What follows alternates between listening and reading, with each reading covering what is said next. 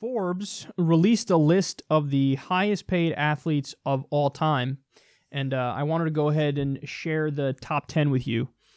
So at number 10, we have Shaq. Shaquille O'Neal has made $735 million in his career. By the way, I should be clear that this isn't just like what they made on the court or in their respective sports. It's that plus endorsements, and then plus whatever business ventures they have and however profitable those ventures have been. So Shaq is number 10, $735 million. Number 9, Floyd Mayweather, $785 million he's made. Now that one, there's a little asterisk next to that one because Forbes did this list before, they compiled it before the fight with Conor McGregor. And so he's actually worth way more than that now. I don't know why they compiled it all the way back then and then they're releasing it now. It seems kind of weird, but they did. So he would be much higher on the list actually now. You have a tie for 7th. David Beckham and Kobe Bryant, both worth $800 million. Number 6, Phil Mickelson. It's kind of amazing that Phil Mickelson is ahead of Kobe Bryant in my mind. $815 million Phil is worth. Jesus. And I think with him it's because he's got deals. So he's not only does he have golf deals with like Callaway Golf Company and stuff, and he's made a lot of money on the course, but he also has like, Wall Street deals like fucking KPMG Consulting and shit. Michael Schumacher. Career earnings, he's the 5th. $1 billion. Holy shit. Jack Nicklaus, another golfer, number 4, $1.2 billion. And then how about this? Number 3, another golfer, Arnold Palmer, $1.4 billion. And he's dead, obviously. Number 2, Tiger Woods, $1.7 billion. And the number 1 richest athlete of all time is Michael Jordan, $1.85 billion. He almost has $2 billion. Good googly moogly. So that's wild. And listen, it is also kind of crazy. We live in a system where when you play a sport that you love, you can almost make $2 billion. Now, the same system happens to have 30 million people with no health insurance. Half the country makes $30,000 a year or less. Our infrastructure gets a grade of D. There's all these problems in the system. So, I don't know, perhaps this is a symptom of that kind of a system where you have people who... I'm not being dismissive here. I'm just trying to explain it accurately because I like a lot of these people on the list. But you have people who, play with balls for a living. and they're almost worth $2 billion. No disrespect to them. A lot of these people are brilliant. But related to this, I did a Twitter poll, and I thought this was interesting. I asked, should there be a 100% tax on wealth over $1 billion tied to inflation? So in other words, individuals would max out as a billionaire with $1 billion. And look at the results. Yes, 40%. No, 39%. Very close, man. Very close. And then, not sure was 21%. And there were a total here of 5,531 votes. Of course, this poll is not scientific, but nonetheless, I did the poll anyway, and I wanted to share the results with you. I think that's interesting. So a plurality of people say, yes, we should have a 100% tax on wealth above $1 billion per individual. And the reason I asked that question is, by the way, the responses were either, people were either like, at least in the mentions, people were either like, fucking obviously there should be like, really? You want to have a system with people that have more than $1 billion? Like, you literally cannot spend $1 billion in a lifetime if you tried your hardest. You can't do it.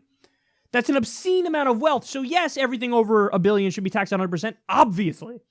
That was half the responses in the mentions. The other half the responses was like, fucking no, obviously not. What are you, crazy? No, you shouldn't. Are you kidding me? You're going to take all people's money over that amount? That's crazy. So it's like you had the extremes responding in the mentions.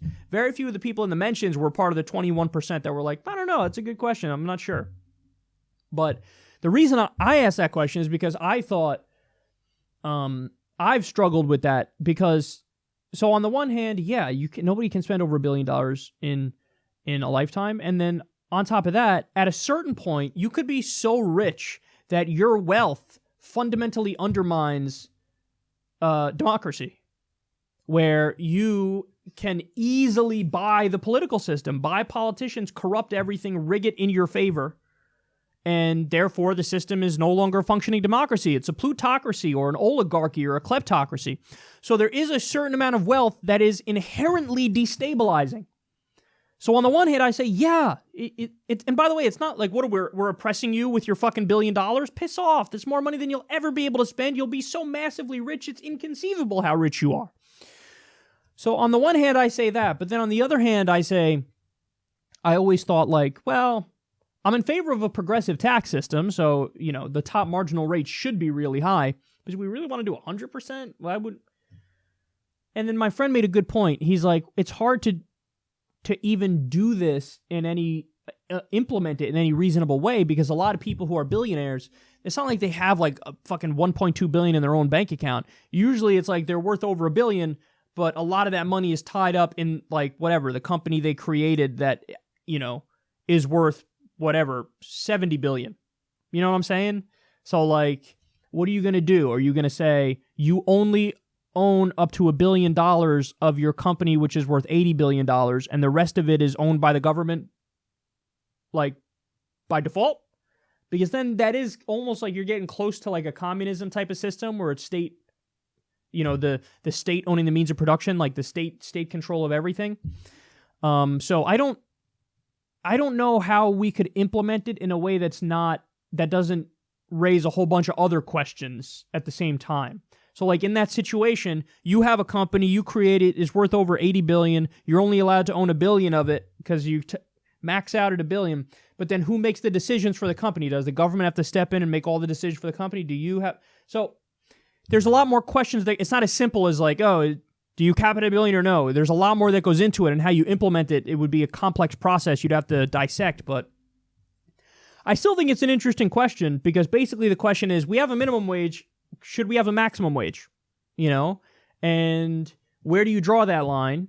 And how do we fix this system? Because I do feel like if we live in a country, and we do, we have millions and millions of working poor people. They work full time, but they still can't afford to live and have basic necessities. You have millions of people who have no health insurance. You have, medical bankruptcies. It's one of the top causes of bankruptcies. Student loan debt crisis, over $1 trillion in student loan debt.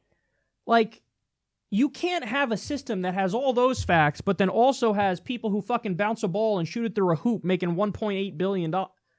I mean, you might defend that, but I don't know. I feel like that's a little ridiculous. Republicans have this thing where they argue, well, my wealth doesn't make you poor. But yes, it does. We have a finite amount of money, and how you divvy that up matters. That matters. So if one person, Jeff Bezos has what, $100 billion? Yeah, his wealth is making a lot of people poor, especially because he treats his fucking workers like shit. And a story just broke the other day about how people who deliver for Amazon, they literally pee in bottles to try to stay on schedule. So don't tell me that, no, his wealth doesn't affect... Of course it fucking affects other people. 100% it affects other people. It's not even a fucking question. And the fact that you think your talking point makes sense is pathetic.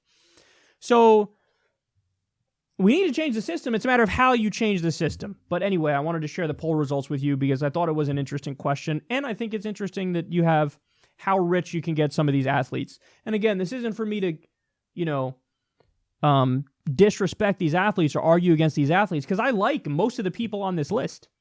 So I love these guys. I'm not trying to make them like they're the boogeyman, because if any, they actually worked for where they got, even though it's the system is not a meritocracy, so you didn't really earn that much money. But at least they worked and did something. You got guys like fucking Mitt Romney. I don't know how many hundreds of millions he's worth, but his money makes money in the marketplace. He doesn't do anything. He sits on his fucking Mormon ass all day. So I have more respect for these guys than I do for a lot of the Wall Street tycoons and the people who do nothing and their money makes money, or they inherited it from their grandpapa or whatever. So I just want to be clear about that. I'm not against these people. I just wanted to share the information with you and also show you the poll question.